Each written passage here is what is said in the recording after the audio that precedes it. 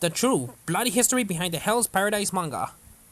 Viz' new manga series, Hell's Paradise, Raku stars swordswoman Asaimon Yamada. While she and her story may be fiction, her name is well known in Japan and tied deeply with swords history. Japan has a long history of sword making their swords, called Nihonto in Japanese, are unique in the world.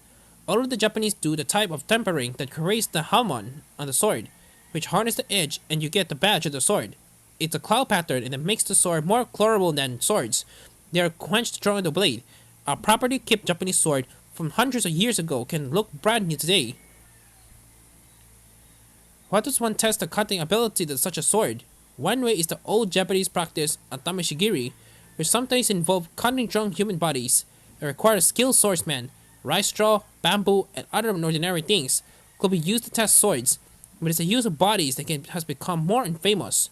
Since swords were designed to cut strong bodies, using bodies was the ultimate and most accurate way to test.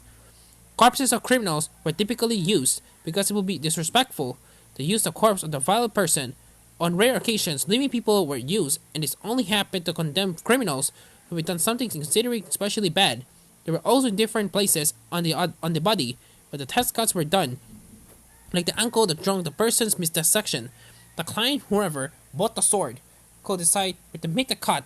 Bodies might be piled on top of one another, and a truly impressive sword and swordsman could slice strong several corpses into the earth with ease.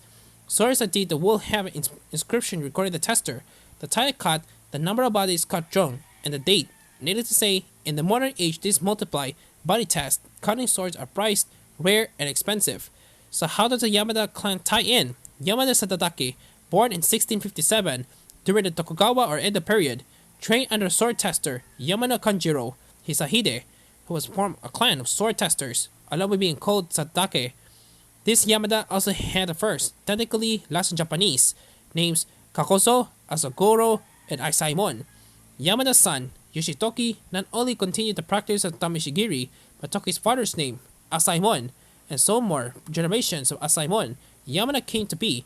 As each took his turn as a sword tester, Yoshitoki himself anecdotally earned the moniker Kobikiri Aisaimon, or Aisamon the Decapitator, a moniker that would stick with the family. He, as author Marcos Saiseko put in his book Tameshigiri, The History and Development of Japanese Sword Testing, was an opinion that the descent sword testers must also work on his emotional terrorism when using a sword on a living person. The Meiji Restoration brought a death knell to the practice of using corpses for the test cutting. Tameshigiri still exists, but human bodies are no longer used. Meanwhile, the name Asaimon Yamada has come down during the ages and made its way into otaku culture, along with the references to Hell's Paradise. There is Kazuki Koki and Koseki Kojima's manga series, Samurai Executioner, published by Dark Horse. While fictionalized, the series also heavily used Japanese history, and the main character, of course, has a name Asaimon Yamada.